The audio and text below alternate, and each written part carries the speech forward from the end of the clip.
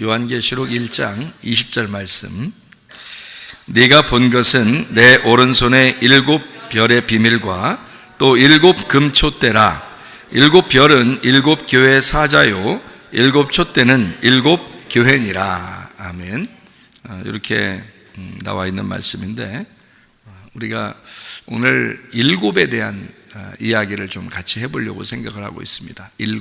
그러니까 요한계시록에서 7이라는 말을 많이 사용하는데, 7이라는 말을 얼마나 많이 사용하는지 제가 여러분에게 쭉 성경을 찾아주면 요한계시록에만 7이라는 게 얼마나 많이 나오는지를 알 수 있어요.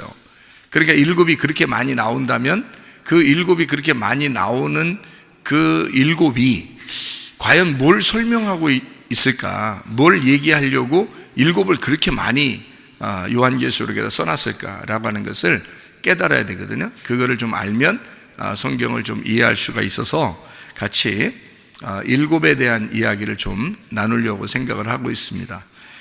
성경에 일부러 숫자를 어떤 글자도 어떤 숫자가 있고 어떤 글자도 어떤 숫자가 있고 이렇게까지 깊이 이렇게 할 필요는 없는 것 같은데, 성경에 의미적으로 숫자가 이렇게 의미적으로 되어 있는 숫자들이 꼭 있어요.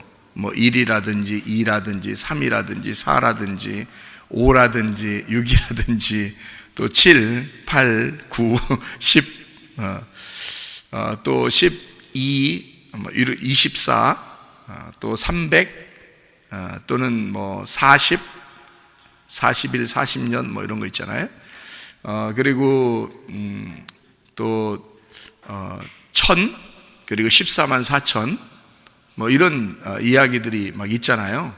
이것은 이런 숫자들 정도는 우리가 이건 뭘 의미하는 거구나 라는 것을 깨달아야지, 알고 있어야지 성경 읽는 게 이해가 될 수 있죠. 그런 숫자들까지도 이해를 못한다면 성경은 이해하기 어렵죠. 그러니까 숫자적인 것은 일부러 막 이렇게 아무렇게나 숫자를 써놓으려고 했던 게 아니고, 성경을 숫자를 통해서 뭔가 의미하는, 뭔가 얘기하고 싶어하는 의미가 있었던 거예요. 그래서 그걸 알아야 되는 거죠. 예를 들어서 물고기가 예수님 시대에 153마리가 잡혔어요. 그러면 여러분이 생각할 때는 153마리 하나하나 세 가지고 물고기, 물론 그 당시에 물고기 1마리, 2마리, 3마리 이렇게 세서 153마리가 잡혔구나라고 생각을 하겠지만, 성경의 의미적으로 볼 때는 그런 의미가 아니에요. 그러니까 153마리가 잡혔으니까 많이 잡혔구나, 그물에 꽉 찬 숫자 정도의 물고기는 153마리면은 꽉 찬다라고, 이렇게 찢어질 만큼 많이 찼다 이렇게 볼 수 있겠지만, 그렇게 보는 것도 있지만요, 153 그러면 100, 그 다음에 53, 그래서 1, 5, 3 이렇게 성경을 보면 좀 더 이해가 될 겁니다. 왜냐하면은 1하고 5하고 3이라는 숫자는 어떤 숫자, 이게 합해지면요, 1이라는 숫자, 5라는 숫자, 3이라는 숫자가 같이 있으면 성경에서는 어떤 숫자를 설명하려고 그러냐면 성전 건축의 숫자예요. 그게요. 그러니까 153마리가 괜히 잡힌 게 아니고 성전의 건축, 그러니까 주님의 제자들로 인하여 성전을 건축하시겠다는 하나님의 그 물고기들이에요. 그래서 153마리가 잡힌 거예요. 그래서 여러분 성경을 한번 여러분이 찾아보시면 알아요. 시간이 없으니까 안 찾아보겠지만 여러분이 집에 가서 혼자 찾아보시면 알아요. 노아 방주 질 때 거기에 있는 숫자들을 다 계산해 보면, 숫자를 다 자세히 보면요, 노아 방주 질 때 몇 규빗, 몇 규빗, 몇 규빗 이런 게 나오죠. 그 다음에 성전 지을 때, 구약의 성전 지을 때 몇 규빗, 몇 규빗, 몇 규빗, 성막 지을 때도 몇 규빗, 몇 규빗, 몇 규빗 이렇게 나오잖아요. 그 숫자를 다 보세요. 그러면 1 아니면 5 아니면 3에 다 해당되는 겁니다. 그러니까 1이 나오든지 5가 나오든지 3이 나오든지, 어떤 거는 반으로 나올 때가 있어요. 2.5, 1.5 이런 식으로 반이 나올 때가 있거든요. 그러니까 3의 반은 1.5고 5의 반은 2.5잖아요. 그러니까 2.5 이런 식으로 나오는 것도 있어요. 왜 그러냐면 예수님하고 우리가 서로 반쪽이기 때문에 그래요. 그런 거는. 그러니까 그렇게 해서 어쨌든 1과 5와 3은 완성된 성전의 규모예요. 그래서 153이 나오는 거예요. 괜히 물고기 153마리가 많이 잡혔는가 봐. 이제 물론 많이 잡힌 거예요. 우리가 그냥 단순하게 성경을 볼 때는 많이 잡힌 거예요. 하나님의 놀라운 능력이 물고기를 많이 잡히게 해서 베드로의 눈을 뜨게 했다. 이제 이렇게 볼 수 있거든요. 그렇게 봐도 잘못된 건 아니에요. 그렇지만 정확하게 성경을 처음부터 끝에까지를 이해하면은 이것은 성전 건축, 노아 방주의 건축을 할 때 하나님의 건축법에는 1과 5와 3을 사용하는구나 라고 하는 것을 깨닫게 되는 거죠. 자, 이렇게 이제 성경에는 숫자라고 하는 게 그냥 막 나오는 게 아니라 숫자가 나올 때는 뭔가 이렇게 의미를 가지고 있다. 그것을 여러분이 알고 있으면 요한계시록에 7이라는 숫자는 그냥 나온 게 아니고 7이라고 하는 게 여러분이 보리떡 5개와 물고기 2마리 그러면 2개 합해서 어떻게 해요? 7이죠? 그러니까 보리떡 5개하고 물고기 2마리 합하면 7이란 말이에요. 예수님 숫자예요. 예수님 숫자. 그러니까 7이라는 건 예수님 숫자. 여러분이 누가복음 6장 5절의 말씀에 보면 안식일의 주인이 누구라고요? 예수님이라고 그러죠. 안식일은 며칠 날 있는 거예요? 7일째 있는 거죠. 그러면 창조는요, 창조가 언제 안식이 됐죠? 완성돼서 안식이 되는 그 창조가 7일째죠. 6일 동안 창조하고 7일째 안식했다. 그렇게 나오죠. 그러니까 7이라고 하는 숫자는 예수님이 와야지만이 완성되는, 그러니까 예수님 홀로 완성시키는 것이 7이에요. 예수님 홀로 완성시키는 것이 7. 그러니까 예수님 홀로 완성시키는 게 7이고 그 다음에 더하기 하나가 되면 어떻게 돼요? 8이 되죠. 그래서 88한데, 이 88한데 말이에요. 이 노아 방주 때 몇 명 들어갔다고요? 8명 들어갔다고. 그래서 거기에는 누구 들어갔다고요? 노아하고 7 식구. 그러니까 노아하고 7 식구. 7 식구 그러면 우린 7명을 얘기하지만 물론 7명이죠. 근데 노아 자체가 안식이에요. 노아 이름이 노아 안식이라는 말이거든요. 그럼 이 안식이라는 노아, 휴식, 안식, 쉼이라는 노아의 이름이 뭐예요? 그러니까 7이죠. 그 7이란 말이에요. 쉰다, 안식한다. 그게 노아니까 노아가 7이란 말이에요. 그다음에 나머지 노아의 식구들 7명은 7명이지만 7명이지만 그게 하나를 나타내는 거죠. 어떤 걸 의미하냐면 7이라는 숫자에 속한 하나를 나타내는 거예요. 그걸 교회라 그렇게 말하는 거죠. 교회. 그러니까 예수님과 교회, 그러니까 노아와 그 7 식구 이렇게 하면 합해서 예수님과 교회 이렇게 되는 거예요. 노아와 7 식구, 예수님과 교회 이렇게. 그래서 예수님이 같이 있는, 예수님이 함께 있는 교회, 그러면 8이 되는 거란 말이에요. 그래서 그걸 부활 숫자라 이렇게 말하는 거예요. 예수님이 며칠 날 부활했다고요? 안식 후 첫날, 그러니까 안식일 날이 7일 날, 그 다음 날이 8일 날이죠. 그래서 8일 날 부활했잖아요. 왜 8일 날 부활하는 거죠? 일부러 그래요. 아니 7일 날 부활해도 되죠. 그런데 일부러 8일 날 부활하는 거예요. 왜냐하면 예수님과 교회가 하나 돼서 교회의 부활을, 그러니까 그리스도와 우리의 부활을 설명하고 싶어서 그러는 거예요. 그러니까 8일째 부활한다. 그러니까 성경은 숫자가 그냥 써 있는 게 아니에요. 다 어떤 의미를 가지고 있다는 말이에요. 그것을 여러분이 알고 성경을 보면 좀 더 이해를 할 수가 있겠죠. 그래서 우리 여기 있는 요한계시록의 1장을 여러분이 이제 보면서 7이라는 숫자를 오늘 한번 같이 쭉 설명을 한번 보도록 하겠어요. 성경을 7이라는 숫자를 쭉 보면서 이게 무엇인가, 뭘 설명하려고 하는 것인가, 이걸 좀 이해하면 좋겠다, 그런 말입니다. 자, 7이라는 거요, 요한계시록 1장 4절의 말씀에 보니까 7 교회에 편지한다라고 되어 있고요, 거기에 보좌 앞에 있는 7 영 이렇게 되어 있습니다. 7 교회 그리고 7 영 이렇게 되어 있죠. 1장 4절에. 1장 11절에는 또 어떻게 되냐면요, 7 교회가 나옵니다. 그 이름이 쭉 나오면서 그 7 교회에 두루마리를 보내라 이렇게 되어 있죠. 그다음에 12절, 1장 12절에 나에게 말한 음성을 알아보려고 돌이킬 때 7 금초대를 봤다 그랬어요. 일곱 금초대. 그러니까 여러분이 금초대 뭐지? 이렇게 할 필요가 없어요. 왜냐하면 일곱이라고 하는 것이 지금 앞에서 쭉 설명하면서 일곱 금초대가 나왔잖아요. 그러니까 일곱 금초대의 비밀을 지금 여기서 12절에 이제 일곱 금초대 나오고, 그 다음에 또 이제 설명을 하는데 16절에 보니까 그의 오른손에 일곱 별을 잡았다는 거예요. 일곱 별. 예. 그의 입에서 좌우에 날선 검이 나온다. 얼굴은 해가 힘있게 비치는 것 같더라. 그래서 어떤 사람은 예수님 뒤에 그림을 갖다 이렇게 동그랗게 이렇게 해처럼 이렇게 그려놓는 사람도 있었죠. 그죠? 이런 거 보고 그러는 거죠. 그러면 그림을 그리려면 예수님 입에서 칼이 나와야지. 이렇게 칼 이렇게 그려놔야지. 그렇게 하면. 그러면 갑자기 이제 이 요한계시록이 만화책이 되는 경우가 생기는 거죠.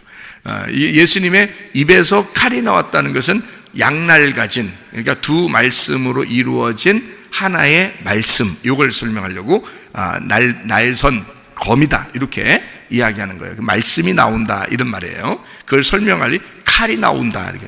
칼은 뭐 하는 데 쓰는 거죠? 전쟁하거나 요리할 때 쓰는 거죠. 그래서 이 예수님의 입에서 나오는 그 말씀은 우리와 전쟁에서 우리를 죽이는 칼이고, 그리고 우리에게 요리를 만들어서 빵을 만들어 주시고 반찬을 만들어 주시는, 요리해 주시는 예술 작품 같은 그런 요리의 칼이다. 이렇게 볼 수가 있는 거죠. 자, 이렇게 이제 그걸 그런 식으로 봐야지 성경을 진짜 칼이 막 나오는 것처럼 보면 안 돼요. 그러면 여러분 너무 상상이 너무 깊이 들어가는 거예요. 그러면 안 됩니다. 자, 그 다음에 이제 여기 20절입니다. 20절 우리가 오늘 읽은 그 말씀인데요. 거기 보니까 네가 본 것은 내 오른손에 일곱 별의 비밀과 또 일곱 금초대라. 그렇게 해놓고서 그 비밀, 그 어떤 감춰진 것을 설명하는데, 일곱 별은 일곱 교회 사자요 이렇게 되어 있고요. 일곱 촛대는 일곱 교회 이렇게 되어 있습니다. 그러니까 일곱 개 교회니까 일곱 교회라고 여러분 생각하죠. 그러니까 사람들은 생각해 시대별로 따져서 에베소 시대, 서머나 시대, 버가모 시대, 두아디라 시대, 사대 시대, 빌라델비아 시대, 라오디게아 시대, 지금은 라오디게아 시대인가 봐 이렇게 얘기하는 경우가 생기는 거예요. 그래서 그러니까 일곱 개를 갖다가 시대별로 나누어 가지고 얘기를 하려고 하다 보니까 그런 거예요. 근데 여기서 우리가 앞에서부터 지금 4절부터 쭉 일곱에 대한 이야기가 쭉 나오잖아요. 같이 일곱에 대한 이야기가 쭉 나오니까 일곱은 틀림없이 일곱 개가 아니라 몇 개야? 하나죠. 그러니까 일곱은 일곱 개가 아니라 하나를 설명하는 거죠. 그러니까 일곱 교회도 사실은 하나의 교회를 설명하는 거죠. 일곱 교회도. 그죠? 그러면 그 일곱 개가 일곱이 하나다. 그러니까 일곱이라는 안식일 또는 완성, 다 이루었다. 창조의 완성, 또 예수님의 십자가의 죽으심, 그래서 다 이루었다. 안식한다. 안식일의 주인은 예수님이다. 이럴 때 그 안식이라는 일곱이라는 예수님, 이거는 뭐예요? 그러니까 안식이라는 그 예수님, 그 하나를 설명하는 거죠. 그죠? 예수님이라는 그 하나, 일곱이라는 게 예수님을 말하는 거라는 거죠. 그죠? 예수님 하나를 말하는 거죠. 그러니까 일곱 교회, 그러면 일곱 개가 아니라 예수님의 교회, 이 얘기를 하려고 한 거죠. 무슨 말인지 감이 잡히죠? 무슨 말인가? 자, 그래서 일곱 별의 비밀, 일곱 금초대, 일곱 별은 일곱 교회의 사자. 그러니까 사자가 일곱 명이 있는가 보다. 이렇게 그 사자는, 여기 말하는 사자는 천사를 말합니다. 그러니까 막 이렇게 날아다니는 천사를 얘기하는 게 아니라 메시지를 증거하는, 복음을 증거하는 전달자. 그러니까 목사 같은 하나님의 종, 이런 걸 얘기하는데 7명만 있겠냐고요. 생각해 보세요. 말이 안 되겠죠. 7명의 그 교회를 담당하는 7명의 하나님의 종, 하나님의 천사, 하나님의 사자, 하나님의 메신저, 이렇게 이야기하는 7명을 얘기하는 게 아니겠죠. 그러니까 교회에 있는 하나님의 종들, 그러니까 그리스도의 종, 예수님의 종들이다 라고 하는 걸 설명하기 위해서 7별로, 그들이 별이니까 밤에 빛나잖아요. 별이니까 밤에 빛나죠. 그러니까 그 말은 뭐냐면 어두울 때, 그러니까 여러분의 지금 가슴이, 여러분 마음이 말씀을 듣기 전에는 잘 이해도 안 되고 보이지도 않고 눈만 감아도 소경이고 이러잖아요. 그러니까 이게 어둡잖아. 그걸 어둠이라 그래. 그러니까 내가 말씀을 모르는 거를 어둠이라 그러는데, 누군가가 메신저가 설명을 해줘서 이거를 열어주는 거예요. 눈을 열어주고 마음을 열어주고, 그게 메신저. 그래서 별이라 그러는 거야. 어둠이라는 밤에 별이 반짝인다 이거지. 그래서 이걸 사자라 그러는 거예요. 이걸 천사, 메신저, 소식을 전하는 자, 복음을 전하는 자, 이렇게 얘기하는 거예요. 그걸 사자. 그러면 일곱 교회, 일곱 촛대는 일곱 교회다. 일곱 교회는 하나의 교회를, 누구의 교회? 예수님의 교회를 말하는 것이다. 자, 무슨 말인지 아시겠죠? 그러니까 여러분이 이제 자꾸 상상을 일곱 개로 자꾸 하려고 하니까 그러는 거야. 그렇지 않다고. 일곱 개로 하는 게 아니라 그게 사실은 하나를 말하는 예수님을 말하는 거다. 일곱이라는 말이 나오면 무조건 어떻게 한다? 우리는 예수님, 이렇게 하면 맞는 거다. 그게. 자, 무슨 말인지 아시겠죠? 그러니까 예수님이 왔다 그러면 예수님이 해결한다, 예수님이 완성했다, 이렇게 보는 거예요. 그러니까 일곱이라는 숫자도 어떻게 생긴 거냐면 이렇게 생긴 거예요. 하늘이 3이고 땅이 4라면 동서남북 4잖아요. 땅이 4고 하늘은 삼위일체 하나님이잖아. 그럼 삼위일체 하나님이 이 땅 동서남북에 오시면 예수님이 되는 거야. 그게. 그래서 7. 안식일이 되는 거예요, 그게. 일곱. 그러니까 그 예수님의 교회, 일곱 교회, 그 일곱 금초대, 거기에서 있는 주의 종, 하나님의 종들, 하나님의 사자들, 하나님의 천사들, 말씀을 증거하는 자들은 예수님의 종, 이렇게 말하는 거죠. 예수님의 종, 예수님이 말해야 되는데 예수님의 말을 대신 전달해 주는 사람들, 이렇게 표현하는 것이다, 이 말입니다. 자, 무슨 말인지 여기서 이해가 되시겠죠? 일곱 별, 일곱 교회의 사자, 일곱 금초대, 일곱 교회. 자, 일곱이라는 숫자를 우리는 일곱 개로 보지 않고 하나로 보니까 이렇게 설명이 되더라. 이걸 보고 계속 일곱을 찾아보도록 하겠습니다. 요한계시록 2장 1절 보니까 에베소 교회 사자에게 편지하라 했는데, 오른손에 일곱 별을 붙잡고 일곱 금초대 사이를 거니시는 이가 이르시되 라고 돼 있어요. 일곱 금초대는 여러분 어디에 있는 거예요? 성막에 있는 거죠. 성전, 성막에 있는 거예요. 그러니까 성전 안에 계시는 주님, 이렇게 말하는 거죠. 성전 안에 계신 주님. 그러니까 성전은 지금 우리로 말하면 우리가 뭐예요? 우리가 그리스도의 성전이죠. 우리가 거룩한 하나님의 성전이다 그러잖아요. 그러면 우리 성전 안에 그 교회, 그러니까 빛의 그 빛 안에서 거닐고 계시는 분, 그러니까 우리의 마음 안에 거닐고 계시는 분, 이렇게 보는 거죠.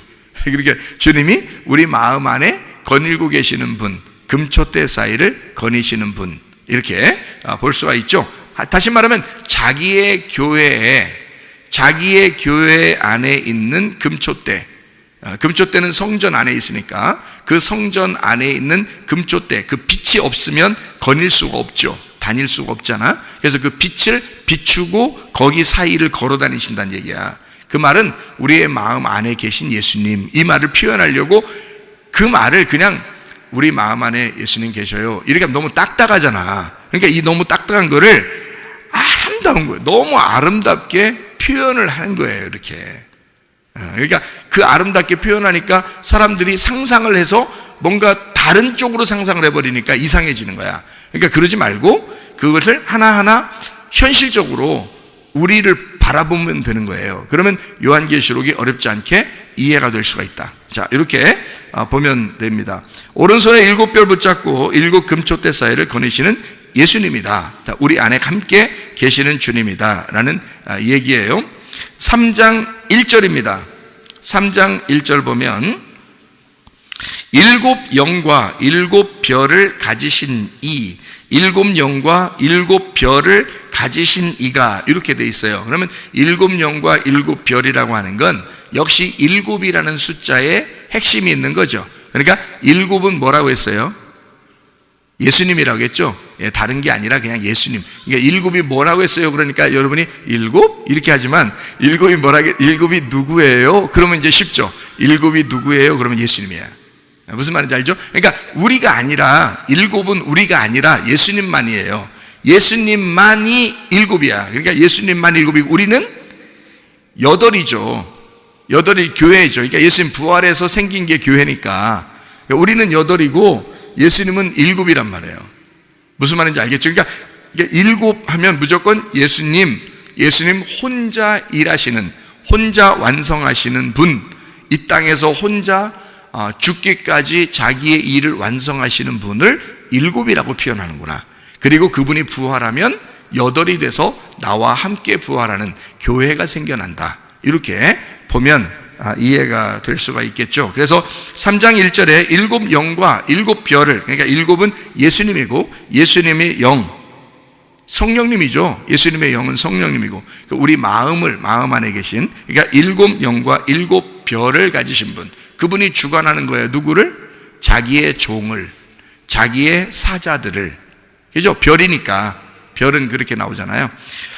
자, 그 다음에 이제 4장 5절입니다. 4장 5절. 7이 얼마나 많이 이렇게 나오는지를 여러분이 보면 좀 이해할 수가 있는 건데요. 성경을 그래서 요한계시록을 제가 요약하면서 여러분에게 쭉 설명을 해드린다 그랬죠. 요한계시록 4장 5절의 말씀에 보니까 7 등불 이렇게 되어 있습니다. 4장 5절에요.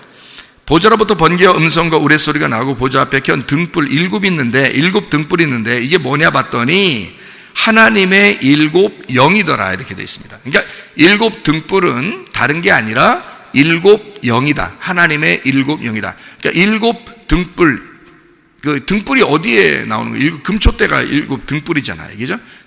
등불이 7 금초대. 그게 교회고, 교회는 하나님의 7 영이란 말이에요. 그러니까 완전한 예수님의 영, 이거를 성령이라 그래요. 그러니까 교회를 성령이라고 표현할 수가 있다 그 말이에요. 그러니까 교회는 성령이고 성령은 교회고, 이게 그러니까 하나님이 여기 계시는 거야. 하나님이 교회와 함께 하신다는 게 그래서 그러는 거예요. 그러니까 교회를 제외하고 있는 게 아니라, 그러니까 예수님이 부활하시고 나잖아요. 부활하시고 나면 교회가 완성되기 때문에 항상 교회가 중심인 거예요. 예수님이 부활하시고 나면 교회가 부활하는 거예요. 그래서 교회를 만들어내기 때문에요, 교회가 항상 중심이에요. 예수님 때부터 지금까지는 다 교회만 중심이에요. 그러면 이 교회를 주관하는 게 누구라고요? 하나님의 7 영. 그 7 영이 뭐라고요? 성령님이라고. 성령님이 주인이라고. 그러니까 성령님이 지금 예수님 때부터 지금까지 성령의 시대란 말이에요. 그거를 다른 말로 말하면 교회 시대라 이렇게 말하고요. 그러니까 교회, 다시 말하면 성령님, 그 시대, 하나님의 영의 등불이 있는 곳, 이게 교회다. 굉장한 거죠. 교회라고 하는 것은 굉장합니다. 자, 4장 5절에 그래서 7 등불은 하나님의 7 영이라 그렇게 말했는데요. 신약에만 나오는 게 아니고 구약에 한번 찾아보십시다. 구약의 스가랴서 4장을 한번 보면, 스가랴 4장 2절 말씀 제가 보겠습니다. 그가 내게 묻되 네가 무엇을 보느냐? 내가 대답하되 내가 보니 순금 등잔대가 있는데, 그게 이제 성막에 있는 겁니다. 성전에 있는 거요. 순금 등잔대가 있는데 그 위에는 기름 그릇이 있고 또 기름 그릇 위에 7 등잔이 있으며 그 기름 그릇 위에 있는 등잔을 위하여 7 관이 있더라. 그래서 7 대접, 7 관, 7 등잔대, 그게 그 금 등잔대를 말하는 거예요. 그러니까 금등대, 금초대를 말하는 거죠. 요한계시록에 말하는 그 금초대, 7개로 이렇게 가지가 되어 있단 말이에요. 그래서 그게 하나의 금 등잔대인데 그게 이제 7개 가지로 되어 있으니까 그 7개를 설명하려고 여기에 나오는 거거든요. 7개. 그랬더니 스가랴 4장 10절을 여러분 보면 이렇게 되어 있습니다. 작은 일의 날이라고 멸시하는 자가 누구냐? 사람들이 스룹바벨의 손에 다림줄이 있음을 보고 기뻐하리라. 이 7은 온 세상에 두루다니는 여호와의 눈이라 하니라. 자, 그러면 이제 우리가 이제 좀 생각해 봐야 되죠. 자, 금등잔대는 7개의 금 대접이고, 그리고 7 금 대접에는 그 7 기름이 있고, 그리고 7 기름에는 그 등불이 7개가 있는데 그 등불은 7 영이더라. 이렇게 됐죠. 근데 그 7 영이라고 하는 그 7 영은, 금 등잔대의 7 영은 7개의 하나님의 눈이더라는 거지. 그럼 하나님이 7개 눈 가지고 있으면 어떻게 될까 이게? 탁탁탁탁 7개 이렇게 탁탁탁 이게 뒤까지 이렇게 있어서 7개 눈이 있으면 다 7이라는 숫자를 알면 되겠죠. 7이라는 숫자는 완전 숫자예요. 완전히 다 이루었다, 완전한 숫자가 7이거든요. 그러니까 7영이다 그러면 완전한 영을 얘기하는 거고, 그 완전 7영이 7눈이다 그러면 7개의 눈이다 그러면 완전한 눈인 거예요. 완전한 눈이라면 눈은 뭐 하는 때 있는 거지? 볼 때 있는 거예요. 그러니까 보면은 아는 거거든요. 그래서 본다, 안다 그러는 거야. 그러니까 완전히 아시는 분, 이 말 할 때 7눈 이렇게 하는 거고요. 완전히 보시고 있다 할 때도 7눈 이렇게 하는 거예요. 그러니까 하나님은 전지전능하시고 하나님은 모든 것을 다 보시는 하나님이다. 뭐가? 성령님이 7의 영이 7의 눈이다. 그게 등잔대. 그러니까 어둠이 있는 곳에 이렇게 등불 비추어서 7개의 등불을 비추면 그 성전이 다 보인다는 거예요. 이렇게. 그죠? 그러니까 그 등불로 하나님은 우리를 보고 있다는 거예요. 그러니까 하나님의 7개의 눈이라 이렇게 말하는 거지, 7개가 진짜 하나 둘 셋 넷 다섯 여섯 7개 있어서 7개 눈이 아니고 완전한 눈을 얘기해서 모든 것을 보시고 모든 것을 아시는 하나님이다. 그 얘기를 해주고 있는 얘기입니다. 자, 5장 5절, 요한계시록 5장 5절이요. 자, 거기에 장로중 한 사람이 내게 말하되 울지 말라. 유대 지파의 사자 다윗의 뿌리가 이겼으니 그 두루마리와 그 7인을 떼시리라. 이렇게 이야기했습니다. 7인에 대한 이야기가 나오죠. 5장 6절에 보니까 7뿔과 7눈을 가지고 있다 이렇게 돼 있어요. 6절에요. 어린 양이 있는데 일찍 죽임을 당한 것 같대요. 그러니까 젊은 나이에 돌아가셨죠. 예수님이 그 어린 나이에, 그러니까 어린 양이죠. 어린 양으로 돌아가셨는데 7뿔이 있고 7눈이 있대요. 그러면 실제로 여러분 7뿔이 막 이게 있으면 어때요? 그럼 이상한 만화가 되겠죠. 7뿔이 있고 7눈이 있는 예수님, 이상하잖아요. 그런 게 아니라 7이라는 건 아까 뭐라 했어요? 뭘 전제로 한다고요? 다 이루었다, 완성이 됐다, 다 이루었다, 완전하다라는 것을 의미하는 거다. 그러니까 그 뿔이라는 것을 아셔야 되겠죠. 그죠? 권세입니다. 권세, 왕의 권세를 가질 때 그 뿔이라고 얘기하는 거고요.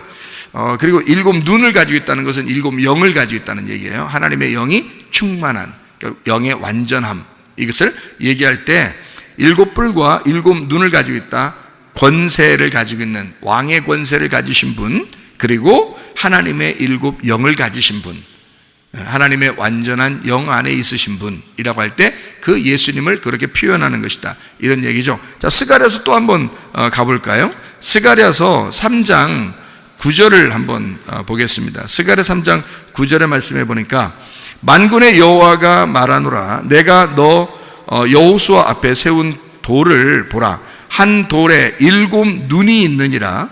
내가 거기에 새길 것을 새기며 이 땅의 죄악을 하루에 제거하리라. 7눈이 있대요, 그 돌에. 그러니까 이것도 다 뭐예요? 하나님의 7영을 얘기하는 거죠. 그 하나님의 7영이라고 하는 건 뭐예요? 완전히 보는, 완전히 아는 것을 이야기하는 것이다. 이렇게 설명하는, 그게 누구라고요? 여기 요한계시록에서 설명할 때는 예수님이라고. 예수님이라고. 예수님은 7뿔을 가지시고 7눈을 가지신 분이다. 무슨 말인지 아시겠죠? 그러니까 실제로 숫자 세면 안 됩니다. 그게 아니라 하나를 얘기하는 거다. 그 하나는 누구를 얘기한다? 7은 하나인데 하나는 누구를 얘기한다? 이 땅에 오신 예수님을 말한다. 그래서 이 땅에 오셔서 죽으시면서 완성하신 예수님, 이거를 7이라 그렇게 말하는 겁니다. 7. 자, 무슨 말인지 아시겠죠? 8장 2절입니다. 요한계시록 8장 2절 말씀이요. 내가 보매 하나님의 앞에 7 천사가 서 있어 7 나팔을 받았더라. 7 천사, 7 나팔 이렇게 나와 있고요. 그게 이제 7이라는 천사, 7 나팔 이렇게 해야 되는 것도 다 누구를 얘기하는 거예요. 그러니까 7이라는 건 예수님, 그러니까 예수님의 종, 예수님의 천사, 그리고 예수님의 소식, 예수님의 나팔, 이렇게 얘기하는 거죠. 복음을 얘기하는 거죠. 자, 10장 7절. 그러니까 그 나팔을 불 때, 나팔은 재앙을 나타내잖아요. 재앙을 나타내는 그런 나팔도 하나님이 죄인들에게는 재앙으로 나팔을 불고요. 그리고 의롭게 된 사람에게는 기쁜 소식으로 이게 소식을 전할 때 나팔을 불어요. 그러니까 무슨 말이냐면 전쟁한다 할 때도 나팔 불고 밥 먹어라 할 때도 나팔 분다는 거지. 무슨 말인지 알겠죠? 이렇게 나팔을, 그러니까 내가 죄인이야 그러면 예수님이 나한테 공격하러 오시는 나팔이고요. 내가 이제 주님의 종이 됐어요 그러면 하나님이 나를 공격하시는 나팔이 아니라 같이 밥 먹자는 나팔이죠. 그렇게 바뀌게 되겠죠. 여기는 이제 요한계시록, 여기는 지금 재앙을 말하는 그런 싸우자, 전쟁하자, 재앙을 내는 그런 나팔이죠. 그러니까 이것은 누가 계획하는 거라고요? 일곱이니까 하나님이 예수 그리스도에 의하여 계획하신 천사 나팔이라는 거죠. 무슨 말인지 알겠죠? 일곱이니까.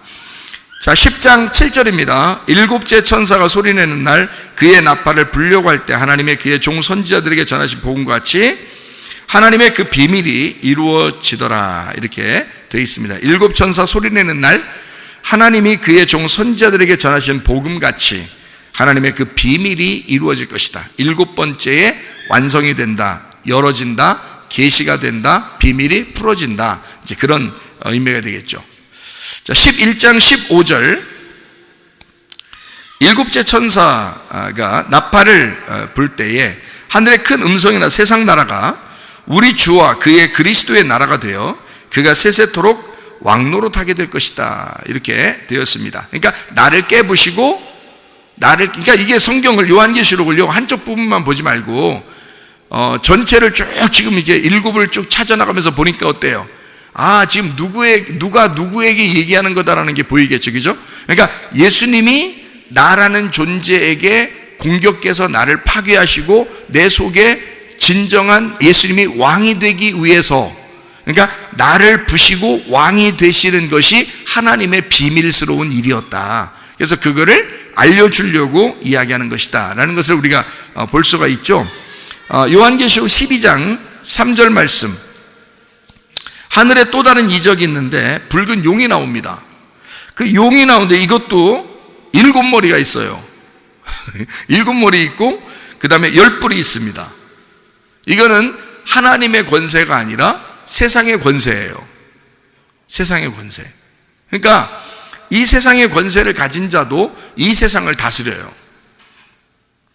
그래서 그들도 이제까지 이 세상의 그 짐승, 붉은 용에 의해서 다스림받는 이 나라도, 이 세상도요, 한 번도 그 사람들이 가난해 본 적도 없고 권력을 안 가져본 적도 없고 그래요. 그러니까 분명히 마귀에게 쓰임받는 사람들인데도 이 세상의 권력을 갖고 이 세상에서 가장 부자로 살고 그래요. 그런 사람들이. 그러니까 결국에는 하나님은 여기서 지금 성경에서 우리에게 말하고 싶은 건 이거예요. 요한계시록 1장부터 22장까지 하는 말씀은 결국에 1장이 핵심인데요, 1장에 누구에게 하는 말이에요? 누구에게 이 요한계시록을 썼다? 교회에 썼다. 그러니까 이 세상은 붉은 용이 다스리지만 교회라고 하는 것은 예수님이 일곱 눈을 가지고 일곱 뿔을 가지신 분이 우리를 다스리는 왕이 될 것이다 라고 하는 게 교회의 왕이 되신다는 얘기지, 이 땅에서 막 그냥 자기가 하고 싶은 대로 그렇게 하시는 게 아니란 말이에요, 예수님이. 그러니까 이 땅은, 그러니까 세상 사람들이 다 다스려요. 이 세상 사람들이. 그래서 못된 짓 하고 순 거짓말만 하고 이런 사람들이 다 왕이 되고 막 그냥 사람들 죽이고 막 마음대로 해요. 막 독재국가 이런 데서는 막 그냥 사람들 막 다 죽이고 감옥에 집어넣고 막 괴롭히고 밥도 안 주고 그런 사람들이 너무 많아요. 교회를 핍박하고 그런 사람들도 많은데, 결국 예수님은 어디에 들어와서 함께 하겠다는 거냐면 내 마음 안에 들어와서 나와 싸워가지고 나를 이기시고 내 왕이 되시겠다고 하는 거고, 우리 교회의 왕이 되시겠다, 그런 말이거든요. 예. 그러니까 우리는 그걸 제대로 알아야지. 예수님이 왕이시면서 왜 가만히 있어요? 이 세상이 뭐 이렇게 되는데 왜 가만히 있어요? 이런 얘기 할 필요가 없어요. 성경이 왜 썼는지를 알아야지. 요한계시록 1장을 왜 썼는지 알아야죠. 요한계시록에 쓰는 이유는 교회에게 자기를 설명하려고 그런 거예요. 예수님이라는 그 존재를 설명해서 너희들의 왕은 다른 사람은 몰라도 너희의 왕은 내가 돼야 된다, 예수가 돼야 된다라는 것을 설명하고 싶어서 요한계시록을 썼는데, 이걸 가지고 다른 엉뚱한 생각을 하면 안 된다는 거죠. 자, 무슨 말인지 좀 아시고 계속해서 우리가 한번 보도록 하겠습니다. 요한계시록 12장 3절에 하늘에 붉은 용이 7머리가 있고 10뿔이 있다 이랬습니다. 세상 권세를 가졌죠. 7머리는 7 왕관을 쓰고 있는 거고, 10뿔은 10개 왕의 관을 쓰고 있다 그런 거예요. 그러니까 7머리와 10뿔은 7 왕관, 10 왕관. 그래서 이 땅에 있는, 그러니까 예수님을 흉내내는 그 정치 지도자들, 예수님을 흉내내는 지도자들을 얘기하는 그런 왕 같은 그 존재들, 세상의 권세자들을 얘기하는 거다 이 말이에요. 13장 1절을 봅니다. 자, 12장이 끝나고 13장으로 넘어가면 짐승에 대한 이야기가 좀 나오거든요. 그 짐승의 모습도 이렇게 되어 있습니다. 13장 1절에 보니까 바다에서 짐승이 나오는데 10뿔이 있고 7머리를 가졌대요. 그러니까 같죠? 7머리하고 10뿔을 가지고 있는 12장 3절에 있는 용이 그랬고요. 하늘에 있는 붉은 용이 그랬고, 그게 7머리 10뿔을 가지고 있죠. 그런데 여기 13장 1절에 바다의 짐승도 10뿔이 있고 7머리가 있잖아요. 가트족이죠? 그러니까 10뿔이라고 하는 건 10 왕관을 가지고 있는 권세를 얘기하는, 세상의 권세를 얘기하는 거고, 7머리는 신성 모독하는 이름들이 거기에 있대요. 그러니까 세상 지도자들이 어떤 그 예수, 진정한 예수, 우리의 왕에게 대적하는 자들이 권세를 가지고 있다는 거예요. 세상의 권세를 가진 자들이 있다는 거예요. 15장 1절도 봅니다. 15장 1절. 7 천사, 7 재앙이 나와요. 이게 마지막 재앙이다 라고 나와 있고, 이것이 하나님의 진노가 이것으로 마치리로다 이렇게 돼 있어요. 하나님의 진노가 있다. 여기 이제 요한계시록 15장 정도 가다 보면 그 뒤에가 하나님의 진노를 베풀고 끝내는 장면이 이제 뒤에 후반부에 나오겠죠. 이것을 이제 예시하는 겁니다. 요한계시록 15장 6절 말씀, 7 재앙, 7 천사 성전에서 나와서 빛난 세마포 가슴에 금띠를 띠고, 빛난 세마포를 입고 가슴에 금띠를 띤 성전에서 나온 7 재앙을 나타내는 7 천사, 마지막 재앙의 7 천사가 15장 6절에 나오거든요.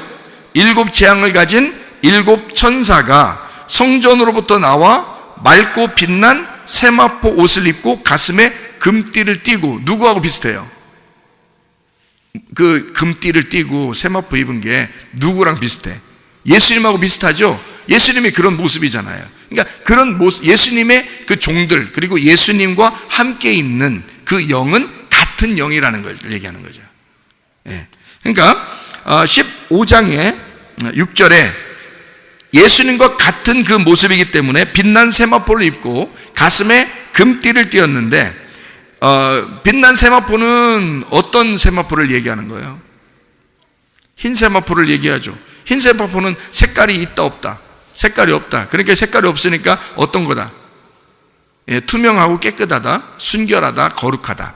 예, 그렇죠? 그러니까 그것을 다른 말로 말하면 어떻게? 진리의. 예, 그러니까 진리의 세마포죠. 진리의 말씀을 얘기하는, 진리의 옷을 입었다, 진리의 세마포를 입었다. 그럼 금띠는 금도 순결한 거죠. 거룩하고.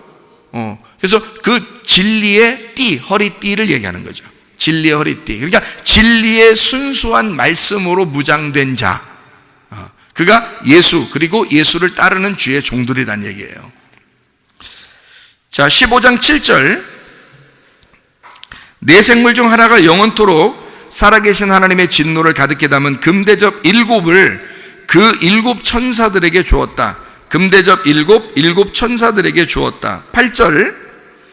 하나님의 영광과 능력으로 말미암아 성전에 연기가 가득 차며 7 천사의 7 재앙이 마치기까지는 성전에 능히 들어갈 자가 없다. 이렇게 되어 있습니다. 마치기까지, 7 재앙이 마치기까지는 성전에 들어갈 자가 없다. 그러니까 왜 들어갈 자가 없을까? 7 재앙이 마쳐야, 끝장을 내야 거룩한 성전이 되니까 거룩한 성전에 들어가야지. 아직 거룩해지지 않았는데 들어가면 안 되죠. 그래서 거룩하게 만들고 들어가게 돼야 된다는 거지. 그러니까 성전이 더러우면 성전을 갖다가 막 무너뜨리죠, 하나님이. 그러니까 성전을 무너뜨리고 성전을 거룩하게 한 다음에 들어가는 거죠. 하나님의 영은 우리 마음에도 마찬가지입니다. 우리 마음에, 주님이 우리 마음에 오실 때 내 안에 거짓이 있고 더러움이 있고 음란이 있으면 하나님의 영이 우리 안에 들어오지 못하죠. 그러겠죠? 그러니까 우리 안에 들어올 때는 나를 해체하고, 그리고 예수 그리스도가 나에게 마지막 재앙을 통해서 나를 해체하고서 주님이 들어오신다라고 하는, 내가 무너져야 거룩한 하나님의 백성이 되죠. 하나님의 성전이 되죠. 그래서 거룩한 하나님의 성전이 돼야 되기 때문에 마지막 재앙을 마치기 전까지는 성전에 들어갈 수가 없다, 아무도. 무슨 말인지 아시겠죠? 그러니까 하나님의 영은 성전이 거룩해야 들어간다라는 말이에요. 16장 1절입니다. 16장 1절에 또 내가 들으니 성전에서 큰 음성이 나서 7 천사에게 말하되 너희는 가서 하나님의 진노의 7 대접을 땅에 쏟아라. 이게 어디에 나오는 거라고요? 성막 성전에 있는 금초대, 거기에 위에 있는 기름이 있는 등잔, 요걸 얘기하는 거죠. 그 대접이라고 그랬어요. 그 거룩한 대접. 그것도 하나님의 대접이란 말이에요, 그게. 그러니까 이것도 하나님의 진노인데, 하나님의 진노가 하나님의 진노의 7 대접을 땅에 쏟아라, 이렇게 하는 거예요. 그러니까 이 하나님의 진노는 다른 말로 말하면 하나님이 사랑하는 자기 자녀들을 책망하시는 하나님의 열심이라고도 볼 수 있는 거예요. 이 하나님의 진노. 그러니까 하나님의 진노 그러면 무서워, 나 진노 받기 싫어, 그런 게 아니라 하나님이 너무 자녀를 사랑해서 자기 아들과 딸을 혼내는 거예요. 너 깨끗해지라고, 너 거룩해지라고 하나님이 우리를 책망하시는데, 그 책망은 하나님의 그 열정이라고요. 하나님의 사랑이라고요. 하나님의 그 열심이라고요. 그러니까 우리가 여기 성경에 요한계시록 16장부터 보는 이제 이게 대접이 나오는 건데요. 하나님의 진노의 대접이라고 그러거든요. 그 진노의 대접을 진노의 대접이라고 생각하면 이 성경을 오해한 거예요, 여러분.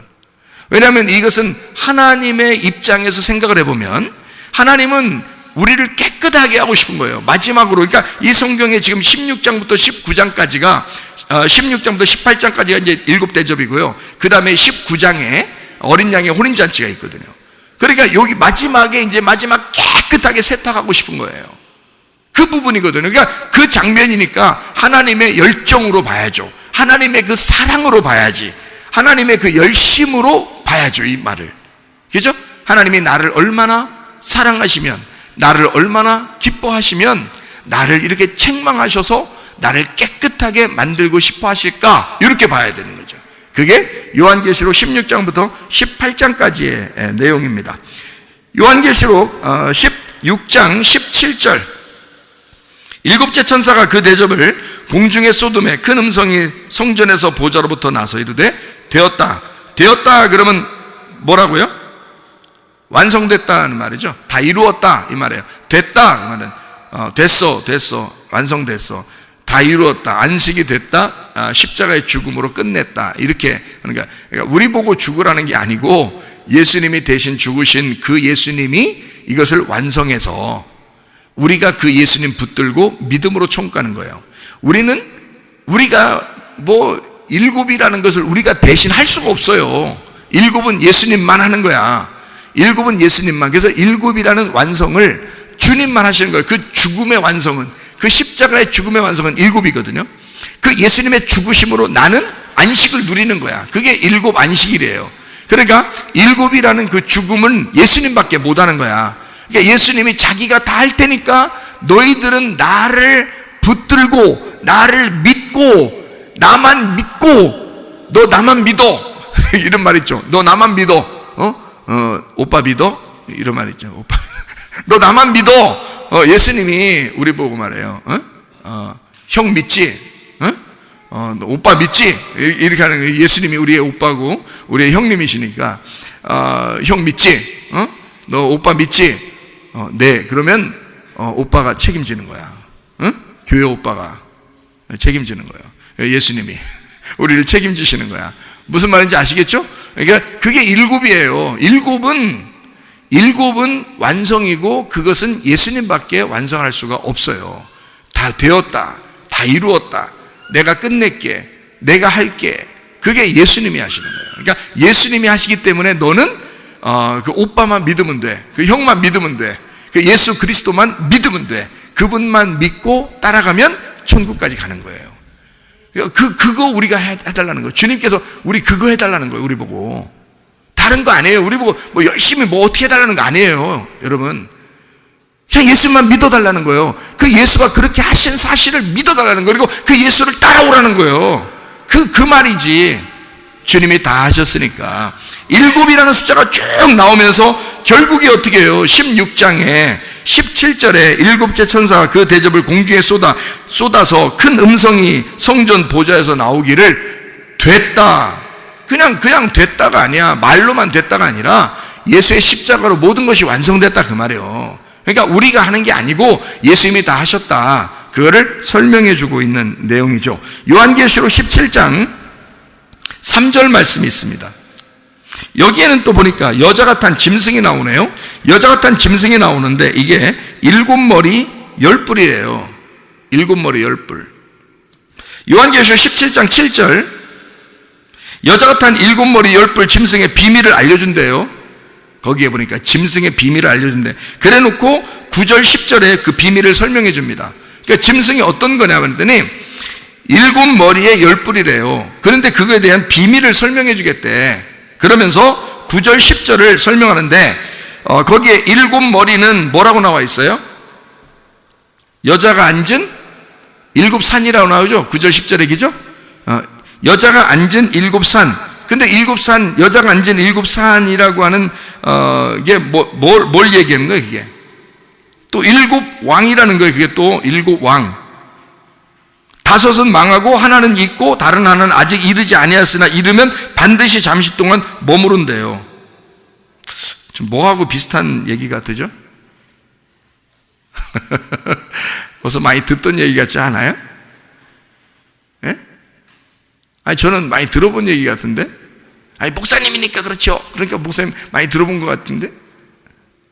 나는 죽어도 못 들어봤어. 그런 얘기 하지 마시고 잘 생각해 보라고. 자, 이 봐요. 다시 한번 읽습니다. 봐요. 17장, 지금 17장까지만 얘기하면 일곱에 대한 이야기가 쭉 다 거의 이제 마치거든요. 그래서 17장만 딱 설명하려고 그러는데, 보세요. 17장 3절에 여자 같은 짐승 일곱 머리 열 뿔이 있어요. 17장 7절에 여자 같은 일곱 머리 열 뿔 짐승의 비밀을 알려준대요. 그래 놓고 17장 9절 10절에 일곱 머리가 뭐다? 그 다음에 열 뿔이 있다, 이렇게 얘기하는 거거든요. 여러분이 지금 이거 눈치를 채셨는지 모르겠어요. 예수님하고 이 짐승하고 좀 달라요. 예수님은 어떻게 돼 있어요? 어린 양 되신 예수님은 뿔하고 머리 이런 게 어떻게 돼 있어요? 일곱 뿔에다가 일곱 눈이 있는, 그죠? 일곱 뿔에다가 일곱 눈이 있는 거거든요. 그런데 여기는 짐승은 안 그래요. 일곱 머리에 열 뿔이에요. 그러니까 이쪽 그 예수님은 보이지 않는 부분을 얘기한 거고 영의 부분을 얘기한 거고, 여기는 보이는 부분을 얘기한 거예요. 그러니까 일곱 머리 열 뿔이라고 하는 이 세상의 권세를 설명하는데 그게 보이는 부분이에요. 그러니까 예수님은 안 보이는 부분, 우리의 속에서 성령으로 함께 하시는 예수님. 그런데 여기 짐승은 보이는 부분이야. 그러니까 짐승은 안 보이는 게 아니에요. 그러니까 이 세상에도 짐승이 있는 거야. 보이는 거야. 그러니까 교회 안에 들어오신 예수님은 성령으로 오셔서 안 보여요. 그러니까 영으로 얘기할 수밖에 없죠. 일곱은. 무슨 말인지 알겠죠? 완성되신 예수님이 일곱 눈을 가지고 일곱 영을 가지고 일곱 뿔을 가지신 분, 이렇게 예수님이 나오잖아요. 보이지 않는 권세를 가지신, 일곱 눈을 가진, 일곱 영을 가지신 분이야. 근데 짐승은 안 그래요. 일곱 머리에 열 뿔을 가지고 있어요. 그래서 그 짐승의 비밀을 설명해 준대. 그래 놓고 하는 말이 9절 10절에 일곱 머리는 여자가 앉은 일곱 산 그랬고요. 그리고 일곱 왕 이랬습니다. 다섯은 근데 망했어요. 근데 여섯째는 지금 있대요. 어서 본 얘기죠. 요한복음 4장에 나오잖아요. 요한복음 4장에 예수님하고 누구하고 얘기하는 거예요? 사마리아 여자하고 얘기할 때 남편 몇 명이 있다 네가? 6이 있는데 5명은 없고, 지금 있는 남편이 6이 지금 집에 있다 이거지. 그죠? 예수님은 거기까지만 얘기했죠. 그러니까 5은 있었는데 지금 있는 남편도 네 남편이 아니다. 자, 여기 있는 말하고 똑같죠. 여기 있는 말하고 똑같죠. 지금 여기에 보니까 5은 망하고, 그죠? 6번째 지금 있다 이렇게 돼 있죠. 그러니까 이게 지금 뭐를 설명하려고 얘기하는, 요한복음 4장의 사마리아 여자의 남편을 설명하는 거예요. 그죠? 그러면 7번째가 누구라는 얘기예요. 그러니까 이건 순서를 얘기하는 거야. 이건 보이는 순서. 예수님 이 땅에 내려왔을 때 사마리아 여자하고 얘기할 때 영으로 얘기했어요? 그냥 보이는 사람으로 서로 얘기했어요? 보이는 사람으로 서로 얘기했죠. 근데 예수님은 자기가 어떻게 된다는 얘기야. 자기가 생명수 생물을 주겠다는 거야. 이 사마리아 여자 보고 자기를 믿으라고 그러는 거예요. 그러면 자기는 어떻게 하겠다는 거예요? 사마리아 여자한테. 자기가 사마리아 여자를 대신하여 그 남편으로서 죽겠다는 거 아니에요. 그죠? 그러니까 예수님은 7번째 남편 분명히 맞아요. 7번째 남편은 맞는데, 문제는 그 7번째 남편 예수님이 이 여인을 위해서 죽으시는 거란 말이에요. 무슨 말인지 알겠죠? 자, 그러면은 여기서 여자가 탄 7머리 10뿔의 짐승의 비밀을 얘기한다 해놓고 9절 10절에 요한계시록 17장 9절 10절에 7머리는 여자가 앉은 7산 7왕인데 5은 망하고 6째 지금은 있는데 그것도 망하는 거예요. 그리고 7이 있다. 7은 누구다? 누구를 얘기하는 거다? 요한복음 4장으로 말하면 사마리아 여자의 남편인 이 땅의 남편 예수님을 말하는 거죠. 그런데 그분도 어떻게? 십자가 못 박혀? 죽는 거죠. 왜냐하면 이 땅에 오신 예수님은 죽으러 오신 분이니까. 뭘 짊어지고? 죄를 짊어지고 죄인으로서 죽는 거잖아. 이해가 돼요? 그러면 그게, 자, 짐승이 죽는겨? 아니면 하나님이 어떻게 하는겨? 짐승이 죽는 거죠. 예수님이 이 땅에 오셔도 자기가 짐승인 거야. 누구 대신해서 짐승인 거예요? 우리를 대신해서, 짐승 같은 나를 대신해서 짐승으로 오신 주님이란 말이에요. 가죽옷을 입으시고 오신 주님, 짐승으로서 오신 주님. 그래서 십자가에 매달려 죽을 때는 그 가죽을 찢고 자기의 육체를 찢고 죽임당하고 뭐가 빠져나오는 거예요? 영이, 하나님의 영이라는 성령이 거기서 부활하시는 거지. 무슨 말인지 알겠죠? 그러니까 예수가 그 자리에서 육체는 죽지만, 짐승으로서 죄인으로서 죽지만 예수라는 그 영이 교회로 부활한다는 거야. 그게 무슨 말인지 알겠어요? 그러니까 요거를 기본적인 사실을 알고 요 성경 요한계시록을 보면 이게 그냥 우연히 막 그냥 쓴 책이 아니구나라는 것을 알게 되는 거죠. 정리하면서 쓴 책이니까. 자, 마지막으로 요한계시록 17장 11절 말씀, 전에 있었다가 지금 없어진 짐승은 8째 왕이니 7 중에 속한 자라 그가 멸망으로 들어가리라 이랬습니다. 자, 여기 8이라는 말이 나오네요. 그리고 7이라는 말이 나오고, 그죠? 8이라는 말은, 8은 어디에 속한 거다? 7에 속해 있었다 그랬어요. 그러면 원래 8이라는 숫자하고 7이라는 숫자는 원래 좋은 숫자죠. 원래 7이라는 숫자는 예수님의 숫자고 8이라는 숫자는 어디 숫자예요? 성경에서 8은 원래는 교회 숫자예요. 부활한 교회 숫자. 그래서 8이라 그러는 건데요. 자, 8이라는 이 교회 숫자는 어디에 속해 있었다? 어느 숫자에 속해 있었다? 7이라는 숫자에 포함되어 있었다 그 말이에요. 그럼 8이라는 이 숫자는 7에 속한 것이었더라 이런 얘기죠. 그죠? 전에 있었다가 지금 없어진 그 짐승 8번째의 왕 7에 속한 자였다. 그가 멸망으로 들어간다 이렇게 되어 있죠. 그러면 지금 멸망으로 들어간다라는 말은 지금 여기서 요한계시록 16장 17장 18장은 뭐를 심판하기 위해서, 뭐를 깨끗하게 하기 위해서 하나님의 심판, 하나님의 열정, 하나님의 그 사랑, 하나님의 그 열심이 온 거예요. 뭐 때문에? 뭐를 심판하려고? 에? 나를 심판하려고. 우리를 심판하려고. 우리가 뭔데? 우리가 뭐야? 우리가 지금 뭐야? 우리가 교회라 그러잖아. 그렇죠? 교회라 그러잖아. 그러면 마지막 때가 되면 교회가 어떻게 되겠다? 교회가 타락한다.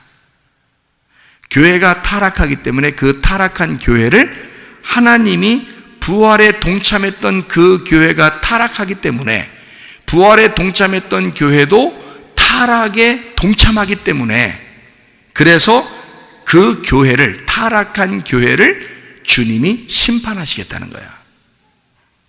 무슨 말인지 아시겠어요? 짐승 같은 너희들을 심판하겠다. 이 땅에서. 자, 7은 뭘로 바뀌어야 된다고요? 7이라는 숫자는 8이라는 교회로 완성돼야 됩니다. 근데 그 8이라는 예수님의 교회가 그냥 그대로 쭉 완성되면 좋겠는데 이것이 이 땅에서 마지막 때는 한번 기독교의 타락이 온다는 거죠. 이런 타락이 오면 하나님은 반드시 심판을 하게 돼 있다. 근데 그 타락이 오는 것은 성경에 이미 다 예언되어 있는 말씀이다. 노아의 홍수 때와 같고 소돔과 고모라 때와 같고 예수님 시대 때 그 예루살렘의 멸망 때와 같다. 그래서 이렇게 노아의 홍수 때와 소돔과 고모라의 때와 로마 시대의 멸망을 가만히 보면 지금 교회의 타락을 보면 안다는 거지. 그러면 이런 교회의 타락, 기독교의 타락은 반드시 오게 되는데 그 기독교의 타락이 왔을 때 하나님은 그들에게 진노를 내리신다. 근데 그 진노가 우리를 없애고 싶어서 그런 게 아니라 껍질을 벗겨놓고 싶어서 그런 거고 우리를 심판해서 깨끗한 거룩한 하나님의 성전을 만들고 싶어 하는 것이다. 그래서 하나님은 노아 때도 심판했고 소돔과 고모라 때도 심판했고 그리고 로마 시대 때도 예루살렘을 심판했단 말이에요. 자기의 백성들, 자기의 성인데도 불구하고 심판했어요. 왜? 새로운 예루살렘을 만들기 위해서, 새로운 교회를 만들어내기 위해서. 그래서 지금 우리 기독교가 타락하면 반드시 그 기독교를 심판합니다. 하나님이요. 그 성전 안에서 하나님의 인친받은 사람들을 인쳐놓고 나머지를 심판해버려요. 그게 마지막 때라는 겁니다. 이거는 언제나 노아 시대 때도 소돔과 고모라 때도 로마 시대 때도 지금도 똑같이 동일하게 일어나는 사건이라는 거죠. 이럴 때 여러분과 저는 하나님의 인을 맞으셔야 된다 그 말이에요. 하나님의 인을 맞는 사람들은 하나님이 보호하시니까 그 사람들을 진리의 허리띠로 채우고 금 허리띠로 채우고 그리고 흰 세마포를 입게 해서 진리의 말씀으로 그들을 보호하신다는 거죠. 그게 요한계시록의 아주 매력적인 말씀이라는 겁니다. 이렇게 타락한 기독교가 심판을 받고 거룩한 하나님의 백성이 되면 요한계시록의 21장으로 가게 되면 12개로 모든 것을 다 이루어서 하늘나라 새 예루살렘은 12제자로 완성되게 한다. 그래서 12제자라는 완성된 새 예루살렘을 그 천국을 만들어내는 거. 그래서 노아 심판과 소돔과 고모라의 심판과 로마 시대의 심판과 지금 이 말세의 이 마지막 때의 우리 기독교의 그 심판이 교회를 완성하기 위한 하나님의 진짜 그 마지막 하늘나라의 교회로 천국에 가기 전에 이 교회를 거룩하게 만들어 하늘나라의 거룩한 교회 새 예루살렘을 만들어내는 것이 하나님의 완성이었다. 예수로 시작해서 다시 말하면 7이라는 예수로 시작해서 12이라는 교회로 완성하려고 하는 것, 이것이 바로 요한계시록이라 그 말입니다. 여러분과 제가 이 교회가, 우리 교회가 승리자 예수님을 따라가 반드시 승리하는 주의 백성들이 다 되시기를 바랍니다. 기도하겠습니다. 우리 한 목소리 기도할 때 우리 하나님 앞에 주여 내가 승리자가 되게 하옵소서. 주님으로 시작하여 내가 멸망받는 타락한 기독교인이 아니라 진정으로 12로 완성된 새 예루살렘이 될 수 있는 이 마지막 때에 하나님의 귀한 종들이 돼서 하나님의 빛난 사람들, 더 어두워질수록 별같이 빛나는 주의 사람들이 다 되게 해달라고 우리 한 목소리로 기도하겠습니다. 우리 하나님 아버지가 인도하시고 사랑하심을 믿습니다. 아버지 하나님 아버지 빛나는 주의 사람들이 되게 도와주시옵소서. 우리 하나님 아버지요 7으로 시작하여 12로 완성하는 주의 사람들이 다 되게 하실 줄로 믿습니다. 하나님 아버지 말씀이 우리 속에서 떠나지 않게 도와주시고 말씀과 기도로 거룩한 주의 백성들이 다 되게 도와주시며 몸과 마음이 건강해서 주님 따라가며 주님과 동행하는 주의 사람들이 되게 도와주시옵소서. 비염은 떠나갈지어다. 아토피 떠나갈지어다. 위장병 떠나갈지어다. 어지럼증 사라질지어다. 두통은 사라질지어다. 류마티스 관절은 떠나갈지어다. 어깨 통증 사라질지어다. 허리 디스크 떠나갈지어다. 목 디스크 떠나갈지어다. 심장병 온전해질지어다. 각종 종양 암거리 떠나갈지어다. 감기 못살 온전해질지어다. 협착증 사라질지어다. 건선 피부 온전해질지어다. 이명은 사라질지어다. 자가면역 질환 온전해질지어다. 식도염 사라질지어다. 유리교석 떠나갈지어다. 저혈성 온전해질지어다. 우울증 불면증 호환제 두려움 불안 초조 다 떠나갈지어다. 음란거리 도체 미움 욕심은 다 떠나갈지어다. 각종 전염병은 다 떠나갈지어다. 우리 하나님 예수 이름 안에서 승리하는 주의 백성 될 수 있도록 인도해 주시옵소서. 예수 그리스도 존귀하신 이름 받들어 기도 올리옵나이다. 아멘.